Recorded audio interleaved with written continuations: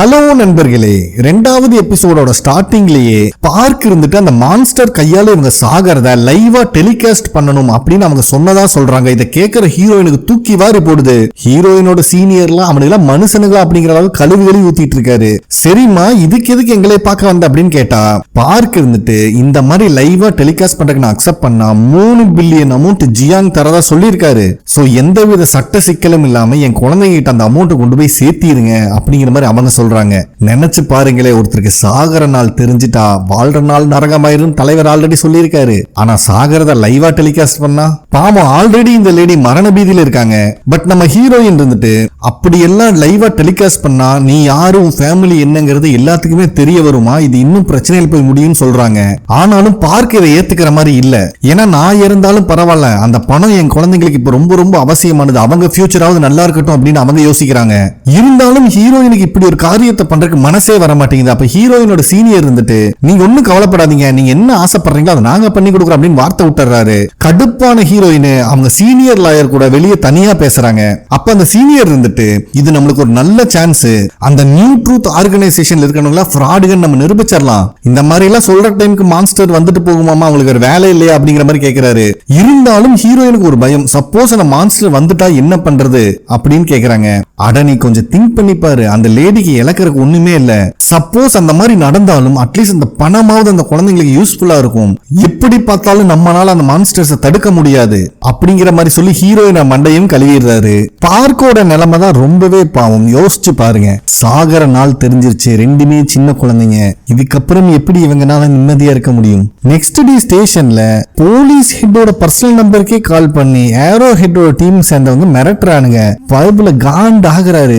சரி, இவனுக்கு நம்மளை நிம்மதியா டிஸ்கஸ் பண்ண விட மாட்டானுங்க, எல்லாரும் சுவிட்ச் ஆஃப் பண்ணி வைங்கன்னு சொல்லி எல்லா போலீஸ்கான மொபைல் சுவிட்ச் ஆஃப் பண்ண வச்சிடறாரு. அப்பதான் ஃபர்ஸ்ட் இறந்த விக்டிமோட ஃபாரன்சிக் ரிப்போர்ட் வருது. காஃபி ஷாப்ல இருந்து ஒருத்தனை துரத்தி வேட்டையாடுச்சுல மான்ஸ்டர், அவனோட ரிப்போர்ட் தான். இதை பாக்குற சீஃப்க்கு இன்னும் கோபம் அதிகமாகுது. ஏன்னா உயிருள்ள எந்த ஜீவனும் இப்படி பண்றதுக்கு வாய்ப்பு இல்லை அப்படிங்கிற மாதிரி தான் அதுல எழுதியிருக்கானுங்க. ஏன்னா பட்ட பகல்ல 3 மான்ஸ்டர் இவனுக்கு பந்தாடி இருக்கு, அதுக்கப்புறம் எங்க போய் மறைஞ்சதுன்னே தெரியல. இத்தனை பேர் இதை பார்த்திருக்காங்க. இந்த ரிப்போர்ட்டை கொடுத்தா மேலதிகாரிகளை என்னை காரி துப்புவானுங்க அப்படின்னு புலம்புன்னு புலம்புறாரு. அதுக்கப்புறம் நம்ம ஹீரோக்கு ஹீரோயின் கால் பண்ணி பாதுகாப்புக்காக கூப்பிடுறாங்க. ஏன்னா ஜியாங் தான் இந்த லேடி அந்த மான்ஸ்டர் கையால சாகிறத லைவா பிராட்காஸ்ட் பண்ணா 3 மில்லியன் அமௌண்ட் தரேன்னு சொல்லியிருந்தான். சோ அதை எந்தவித சட்ட சிக்கலும் இல்லாம அவங்களுக்கு வாங்கி கொடுக்கறதுக்காக தான் எல்லாரும் இப்ப வந்திருக்காங்க. அப்ப ஜியாங் வீட்டுல இருக்க போட்டோஸ் எல்லாம் நோட் பண்றாரு. இந்த லேடி அந்த குழந்தைங்க கூட இருக்க போட்டோஸ் தான் இருக்க தவிர அந்த குழந்தைங்களோட அப்பா யாருன்னே தெரியல. இதை பத்தி கேட்கும்போது லேடி மலுப்பி சமாளிச்சிடுறாங்க. பட் நம்ம ஹீரோயினுக்கு தான் ஜியாங்க பார்த்தாலே பிடிக்கல. இப்படியெல்லாம் ஒரு திருப்பானா அப்படிங்கிற அளவுக்கு மனசுக்குள்ள கழுவி ஊத்திட்டு இருக்காங்க.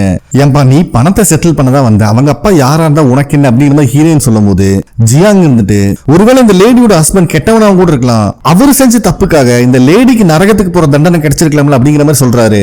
இத ரூம்குள்ள இருந்து ஒட்டு கேட்டு இருந்த அந்த குட்டி பையன் வந்து ஜியாங்க கழுவி ஊத்திட்டு இருக்கா, எங்க அம்மாவை பத்தி பேசுறதுக்கு நீ யாரா அப்படிங்கிற மாதிரி. ஆனா இதெல்லாம் கேட்டுட்டு ஜியாங் சிரிச்சுக்கிட்டே இருக்காரு பாவம். அதுக்கப்புறம் அந்த லேடி நம்ம ஹீரோயின் கிட்ட நான் குழந்தைங்களுக்கு எதுவுமே சேர்த்து வச்சது கிடையாது, சோ எனக்கு ஏதாவது ஆனதுக்கு அப்புறம் தயவு செஞ்சு என் குழந்தைங்களுக்கு நல்ல வாழ்க்கையை அமைச்சு கொடுங்க அப்படிங்கிற ஒரு ரெக்வெஸ்ட் வைக்கிறாங்க. சோ ஜியாங்கும் சொன்னபடியே பணத்தையும் அந்த லேடி அக்கௌண்ட்டுக்கு மாத்திடுறாரு. அதுக்கப்புறம் ஜியாங் அங்க இருந்து கிளம்பிடுறாரு. ஆனா நம்ம ஹீரோயினோட சீனியர் கழுவி ஊத்திட்டு இருக்காரு. ஜியாங்க நல்லது பண்றங்கிற பேர்ல ஏன் இப்படி எல்லாம் பண்ணணும், இவனுக்கு எங்க இருந்துதான் பணம் வருது, ஃபர்ஸ்ட் இவனில புடிச்சு ஜெயில போடுங்க சார் அப்படின்னு புலம்புறாரு. அதுக்கப்புறம் நம்ம ஹீரோ அந்த குழந்தைங்களை எங்க செட்டில் பண்ணலாம் பிளான் வச்சிருக்கீங்கன்னு ஹீரோயின் கேக்குறாரு. சோ இன்னும் 2 டேஸ்ல நான் அந்த குழந்தைங்களை கனடாக்கு அனுப்பிடுவாங்க, என் கசின் இருக்காங்க, அவங்க நல்லபடியா பாத்துக்குவாங்க.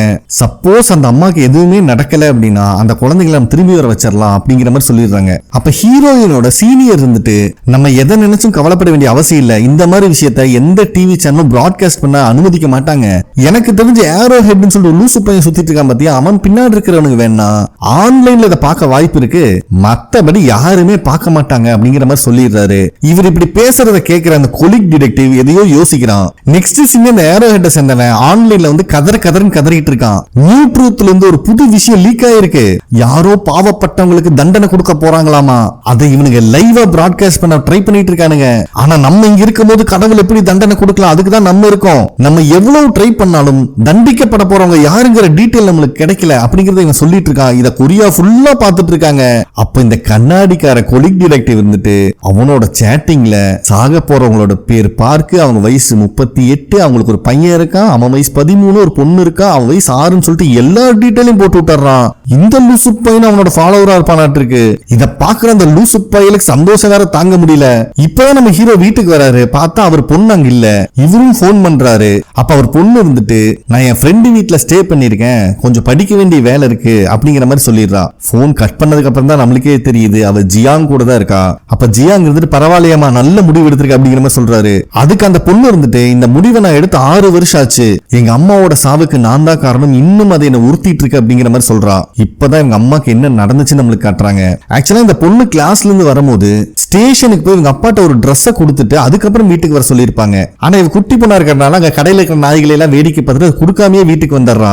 அப்ப அவங்க அம்மா வந்துட்டு பரவாயில்ல நான் போய் கொடுக்குறேன், நீ வீட்லயே இருன்னு சொல்லிட்டு கிளம்பி இருப்பாங்க. அதுதான் அவங்க அம்மாவை கடைசியா பார்த்துருப்பா. அதுக்கப்புறம் தான் அந்த கில்லர் அவங்க அம்மாவை கொலை பண்ணிருக்கான். அன்னைக்கு எங்க அம்மா சொன்ன மாதிரியே நான் ஃபர்ஸ்ட் எங்க அப்பாவை மீட் பண்ணிட்டு அதுக்கப்புறம் வீட்டுக்கு வந்திருந்தேன்னா எங்க அம்மாக்கு எதுவுமே நடந்திருக்காது அப்படிங்கிற மாதிரி சொல்லி ரொம்ப ஃபீல் பண்றான். அப்பதான் ஹீரோவும் மொபைல்ல சாக போறது பார்க்கு தான் அப்படிங்கறத ஏரோஹெட் டீம் கண்டுபிடிச்சிட்டாங்க நியூஸ பாக்குறாரு. அவசர அவசரமா ஹீரோயின் கால் பண்ணா.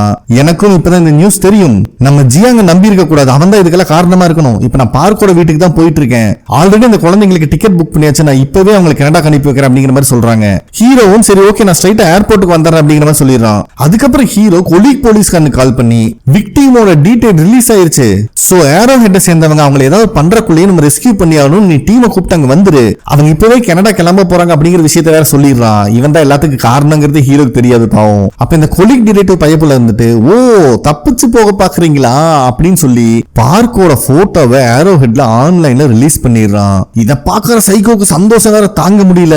சோ இவளோட டீடைல சர்ச் பண்ணி பார்த்துட்டு அந்த குழந்தைக்கு அப்பா யாருன்னே தெரியல, ஒருவேளை இன்சூரன்ஸ்க்காக கொண்டு போகலாம், அந்த பாவத்துக்காக தான் இவளுக்கு தண்டனை கொடுக்க போறாங்களோ அப்படி இப்படின்னு கண்ணா பின்னான்னு பேசிட்டு இருக்கான். நெக்ஸ்ட் அந்த குழந்தைங்களோட போட்டோவை அனுப்பி விட்டுறான் இந்த லூசு பையன். அப்ப அந்த பையனோட கையில அடிபட்டிருக்கிறத ஜூம் பண்ணி இந்த லீடர் பைய போல ஒருவேளை இவங்க அம்மா அந்த குழந்தைங்களை கொடுமைப்படுத்துறாங்க அப்படிங்கிற மாதிரி ரூமரை கிரியேட் பண்ணிட்டு இருக்கான். சோ நம்மளுக்கு டைம் இல்ல, இப்பவே அந்த அம்மா கிட்ட இருந்து குழந்தைகளை காப்பாத்தி ஆகணும். அது மட்டும் இல்லாம அந்த லேடி உயிர் வாழ்றதுக்கே தகுதி இல்லாதவ அப்படின்னு சொல்லி எல்லாத்தையுமே அவங்க வீட்டுக்கு தான் ஏறி விடுறான். அதுக்குள்ளேயும் ஹீரோயின் பார்க்கோட வீட்டுக்கு வந்து குழந்தைங்களையும் பார்க்கையும் சேஃபா கார்ல கூப்பிட்டு போயிட்டு இருக்காங்க.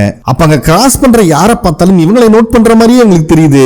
ஏன்னா ஏரோஹெட்டோட ஃபாலோவர்ஸ் எங்க இருப்பானுங்களே தெரியாதா இருக்கு, அந்த அளவுக்கு கூஞ்சு கிடக்குறானுங்க. அதனால ஹீரோயினுக்கு டர்ரு கிளம்புது. அதே நேரத்துல ஒரு மொட்டையன் சரக்கடிச்சு போயிட்டு இருக்கிறத காருக்குள்ள இருந்து ஜியாங்கும் ஹீரோவோட பொண்ணும் பாத்துட்டு இருக்காங்க. அப்ப ஜியாங் இருந்துட்டு இதோ அங்க போயிட்டு இருக்கான்ல, அவன் தான் உங்க அம்மாவை கொலை பண்ணவன், அவன் நல்ல சந்தோஷமா சுதந்திரமா சுத்திட்டு இருக்கான், ஆனா அம்மாவை இழந்து நீதான் வாடிட்டு இருக்க அப்படின்னு இந்த பொண்ணை உசுப்பேத்தி விடுறான். கடுப்பான இந்த பொண்ணு எலக்ட்ரிக் கன்னை வச்சு இந்த மொட்டையனை மட்டையாக்குறா. அதுக்குள்ளயும் ஹீரோயின் ஒரு வழியா ஏர்போர்ட்டை ரீச் பண்ணிடுறாங்க. சோ பார்க்க கார்லயே இருக்க சொல்லிட்டு கொஞ்ச நேரத்துல ஹீரோ வந்துருவாரு, நீங்க இங்க இருக்கிறதா சேஃப்னு சொல்லிட்டு ஹீரோயின் தான் குழந்தைங்களை பிளைட் ஊத்தி ஒரு கூட்டு போறாங்க. பாவம் அந்த குட்டி பையனுக்கு செம பயமா இருக்கு யாரை பார்த்தாலும். அப்ப ஹீரோயின் வந்துட்டு நீ எதை நினைச்சு பயப்பட வேண்டாம், ஏர்போர்ட்ல உன்னை ரிசீவ் பண்றதுக்கு எனக்கு வேண்டியப்பட்டவங்க வருவாங்க, அது வரைக்கும் இந்த ஆன்டி உன்னை பத்திரமா கூட்டு போவாங்கன்னு சொல்லிட்டு ஹீரோயின் பிளைட்ல அனுப்பி வச்சிடறா. வெளியே இருக்கிற பார்க்கோட அம்மாக்கு என்ன நடக்குதுன்னே தெரியல. அவங்க பதட்டத்தோட நின்றுட்டு இருக்கும்போது ஒரு வழியா ஹீரோ வந்து அங்க ரீச் பண்ணிடுறாரு. அப்பதான் ஹீரோயின் ஏர்போர்ட்ல இருந்து வெளியே வராங்க. 2 பேரும் சேஃபா செக் இன் பண்ணியாச்சுன்னு சொன்ன உடனே தான் எல்லாத்துக்குமே நிம்மதியா இருக்கு. பாவம் பார்க்கோட நிலைமை தான் ரொம்ப கவலைக்கிடமா இருக்கு. சாக போற நாளும் தெரிஞ்சிருச்சு. பாவம் குழந்தைங்க கூட ஒன்னா இருக்க முடியல. அதே நேரத்தில் ஒரு பாலடைஞ்ச வீட்டுக்குள்ள தூக்கிட்டு அந்த மொட்டையனை படுக்க வச்சிருக்காங்க. அவனோட பர்ஸ் எல்லாம் செக் பண்ணிட்டு ஜியாங் இருந்துட்டு ஒவ்வொருத்தருக்கும் தண்டனை கொடுக்க கடவுள் நேர்ல வரணும்னு அவசியம் இல்ல, அதுதான் அவர் எப்படி தண்டனை கொடுப்பார் நம்மளுக்கே தெரிஞ்சிருச்சு, நம்மளே பாத்துக்கலாம் அப்படிங்கிற மாதிரி சொல்லிட்டு இந்த பணத்தை எல்லாம் எரிக்கிற மாதிரி ஒரு செட்டப் பண்ணி வச்சிருக்காரு. அந்த ஹை டெம்பரேச்சர் இருக்க ரூம்ல இந்த மொட்டையனை போட்டு கதற கதற சித்திரவதை பண்ணி கொள்றாரு. இத பார்த்துட்டு இருக்கிற ஹீரோவோட பொண்ணுக்கு இப்பதான் நிம்மதியா இருக்கு. சோ இப்ப அந்த மொட்டையனோட பாடி அந்த மான்ஸ்டர்ஸ் தண்டனை கொடுத்தா எப்படி இருக்குமோ அந்த அளவுக்கு கருகி போய் கிடக்குது. அத மக்கள் கண்ணில் படுற மாதிரி ஒரு இடத்துல போட்டுறாங்க. ரிப்போர்ட்டர்ஸ்ல இருந்து எல்லாருமே ஒண்ணு ஓடிடுறாங்க. நெக்ஸ்ட் டே ஹீரோ ஸ்டேஷனுக்கு வரும்போது ஒரு பொண்ணுக்கு தான் கால் பண்ணிட்டு வர்றாரு, பட் ரீச் பண்ண முடியல.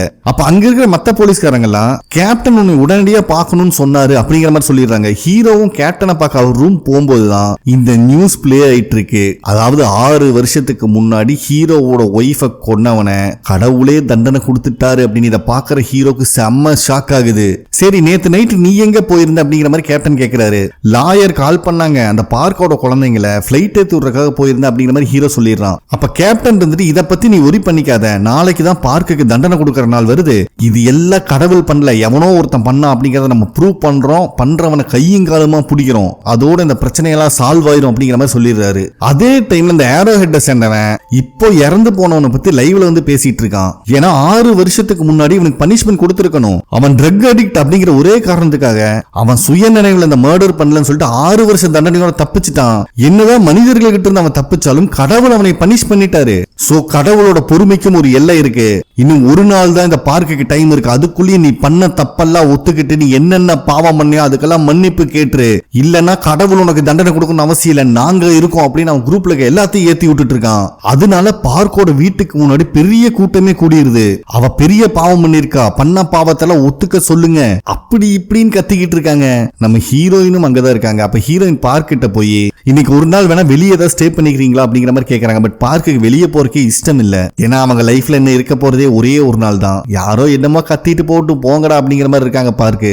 அப்ப கரெக்டா ஹீரோயினோட சீஃப் ஒரு மெசேஜை பார்த்து காண்டாகிறாரு.